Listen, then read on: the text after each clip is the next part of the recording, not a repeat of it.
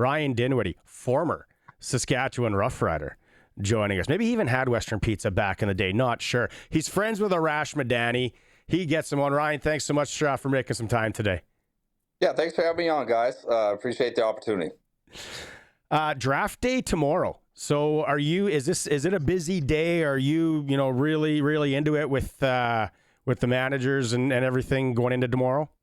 Yeah, they all just left a few hours ago. So, we kind of wrapped it up this morning with the coaching staff, kind of have a vision what we want us to look like, right? We went through all the mock draft scenarios. We'll figure that out tomorrow when it, happens to be live, right? I'll sit back tomorrow, probably go through each position group and, kind of see, what our needs are and, kind of think back through the interviews and some of these guys that, really fit our culture. And then, hopefully we make the right picks.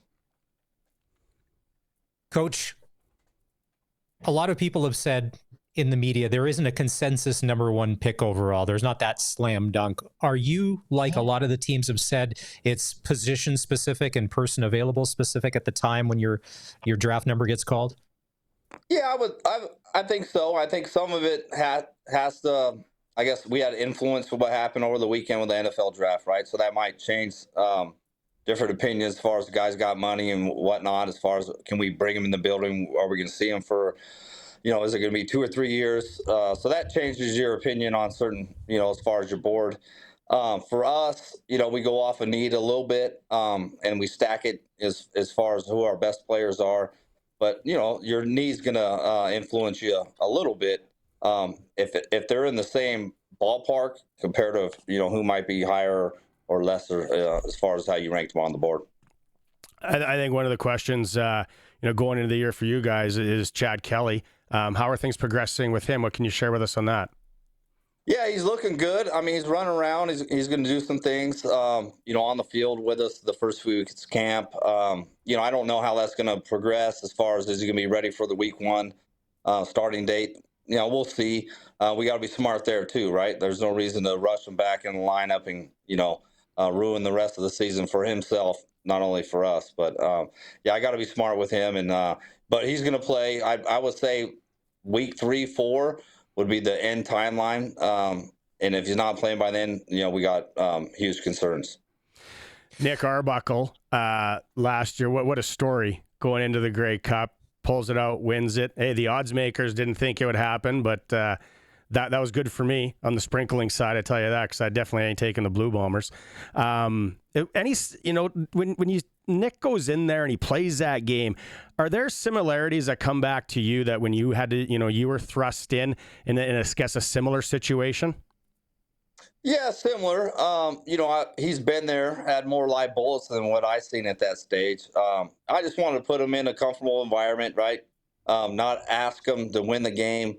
We understood that as a football club, everybody's got to do their part, but he doesn't have to carry us. Just don't make costly mistakes trying to do too much. And I think he took that route going into it. And then, a lot of trust there with Nick. That's why we signed him. He was out of the league, right? And he wins us the Grey Cup. So great story. Coach, probably the most impressive thing about your Grey Cup win last year is because you've been so successful over the past few seasons, it seems that in free agency, your roster gets rated, a lot of talent leaves, they go somewhere, and then you just find replacement players that are as good or better that the guys have left. The scouting staff has obviously done an incredible job. And you had some guys that at the start of the year, nobody knew who they were. You obviously did. Does that make it even more rewarding when you're able to, you talked about culture, but keep the formula and bring guys in and then have success? And you didn't have to change or blow up what you were doing. It was Toronto Argonaut football. Yeah, no doubt. And, we learned it in Calgary with, John Huffnagel, right? You're going to lose guys year to year. You can't afford to pay them. It's just salary cap situations. And, we lost a few guys last year. We lost more this year, right? And we're probably going to have to adapt a little bit more this year defensively and figure some things out. But, excited for it, excited for the change. Each year is going to be different. But we got to keep a few, key guys to keep your culture there, right? And then they make your younger guys those guys. So 3 or 4 years from now, and the veterans gone, and the younger guys already established that. So, we got 2 guys from your team, Lanier and Cox. They got to fit in our culture, and I know knowing Corey as well as I know him. It's got to be very similar. So back growing up, watching the World Wrestling Federation, there was one guy that rocked a toothpick better than anybody else. His name was Razor Ramon. And then the toothpick kind of went away until a guy named Wynton McManus shows up on the scene, rocking this toothpick, dominating the CFL. To me, he is the best defender in the CFL, if you ask me. You guys were able to re-sign him. Have you ever seen him play with that toothpick in his mouth? I know that'd probably be a 15-yard penalty for not having a mouth guard in, but that's the signature. Like that, he is the Razor Ramon of the CFL. No, he is. I don't want to get him in trouble here at the league. He wears a mouthpiece, but he does play with his toothpick, right? That's kind of his signature. Oh. And it's been like that forever. And I've never seen a player, especially a linebacker, play with a toothpick in his mouth, right? Like quarterback, okay, you might be able to get away with it, right? But like a linebacker playing downhill like he does, it's pretty cool. But funny story is, like, when we signed him, Corey Mace actually hit him up. I said, text him, right? He just got released from the Saints, didn't know what was happening. He ended up being in Toronto that day, and I was like, get here right now.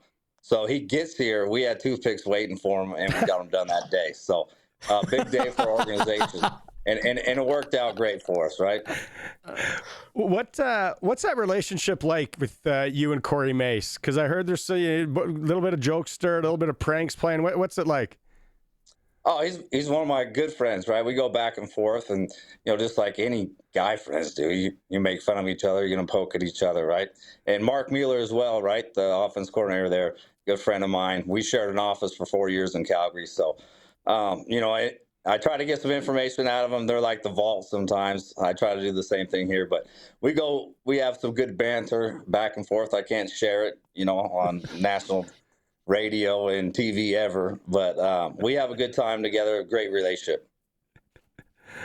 Have you met the new commish yet? And if not, what are you looking for in someone brand new running this league? Well, I think the league's in a good spot, right? I think there's a lot of things that went over the last 4 or 5 years with a lot of question marks and the salary cap and the new CBA.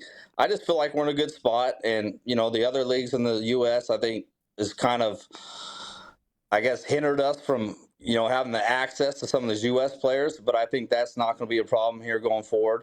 But I think we've took a positive step since COVID, and I feel like we're in a good spot. I really believe in the new commissioner. I feel like Randy did a good job, and just like anybody, you're going to be scrutinized, especially when you're the top guy, right? I mean, I handle it with our media. It's not as, as comfortable as it would be in SAS, right? With what Corey's got to deal with each day. But anybody at the top's going to have to deal with some of that stuff. But I thought Randy did a good job, but I'm looking forward to the new leadership. We kind of talk about here in Saski because it's a little bit different. You've been here, you've been around the league and all that. It's like, Toronto, and it's, you look at the crowds, and the crowds maybe not be as big as one would expect or hope. Football in Toronto, in the GTA, the Argos winning the Grey Cup. Do you feel any traction there? Are you seeing new fans for the Argos and more specifically the younger fans? Yeah, a bit. Like, I'm more in the community, right? Like when I first got here, no one knew who I was. And then now you get recognized and, go to football camps. Like when I went to, DeVaris Daniels football camp this weekend, it was great to see the kids that were there, do those things. Yeah, it's just, I feel like the environment is better than people give us credit for, right? You come to a game here, you're going to love the atmosphere, right? Get a view of the lake. We're not going to pack 20,000 plus each week, but the people that are there are going to be excited about it, and we're going to put a good brand of football out there, right? And I feel like our players really feed off of it, and I think our players really, enjoy playing at home in Toronto. So, great city. We all enjoy it here. We have Darian Durant on the show every Monday for a segment, so he's coming up later. You guys are teammates. Big Greg, any dirt or anything that we can chuck at Darian to surprise him when he comes on? Not much. Doubles is a good dude. You just got to give him a hard time. I got his number from Andy Fantuz when I first moved here. I reached out to him, right, and he never got back to me. So I was like, man, Whoa. Yeah, I guess he's got a trash moving company. So when I first moved to Oakville, I needed to get some furniture moved. So I was going to hit him up like, hey man, get some business to you, but never heard back from him. But no, I love him. Great dude. One of the toughest football players I've ever, been around. Really enjoyed working with him for the 2 years. And, unfortunately we couldn't work together for a few more. Coach, we want to say, and if no one has said this publicly, thank you from the bottom of our heart, Rider Nation, and what you're able to do last year, beating the Bombers in the Grey Cup. Hey, if it's not us, we were all you. And you probably, I don't know if you could hear the cheering from where you were, but man, there was a whole bunch of Argonaut fans one Sunday in November last year. So thank you for completing the project. We're forever indebted. Well, that's why we like to play out west in the Grey Cups. We know we're going to get a big fan base. And this year it's in Winnipeg. 2010 Grey Cup. Not to bring that up, and not to. I know it's a soft spot and a sore spot around here. What do you remember about that final game? Maybe the one piece that's etched into your mind. You talking about 7 or 10? 7. 7. Yeah, 7 when I was playing. Yeah. Oh, just the last play, right? We're right there with, I think, the plus 25, plus 30. Had opportunity to scramble, and Mike McCullough, he squeezed our little middle check down, right? I got to give a shout out to Mike. He's one of my good buddies too. And I could have ran for the first down. We could have gave us, what we have, like 35, 40 seconds probably on the clock. So, don't make that throw. We got another opportunity to win the game. So it's just unfortunate. I try to lead Derek, back to the ball. He wanted to go upfield. It happens. But, you learn from that, and you grow from it. You get really humbled by it too, right, at the same time. So I think you learn from the big stage. So, like, we walk into the Grey Cup, building each year, right? Like, let's go. That's what it's about. Mike McCullough, the only guy you'll never get a text message back from, because he doesn't text. He only calls. It's one of the great wonders of Saskatchewan. Mike McCullough. Maz, go ahead. Sorry. He actually showed us his flip phone. He'll either call you or email you. He does not text. He doesn't have a text plan. So no, I always go through Claremont if I want to see him. Anyhow. Awesome. Well, Coach, we know you're busy, like we said. Thanks so much for making some time with Rider Nation and on the show today. Again, shout out to Arash for hooking this up, and best of luck this year. Maybe we'll see you in Winnipeg later in the year. I hope so. We plan on it. Maybe it's us versus you guys. It'd be great for Corey and Mark and the rest of the guys there. So I'm hoping that's how it plays out.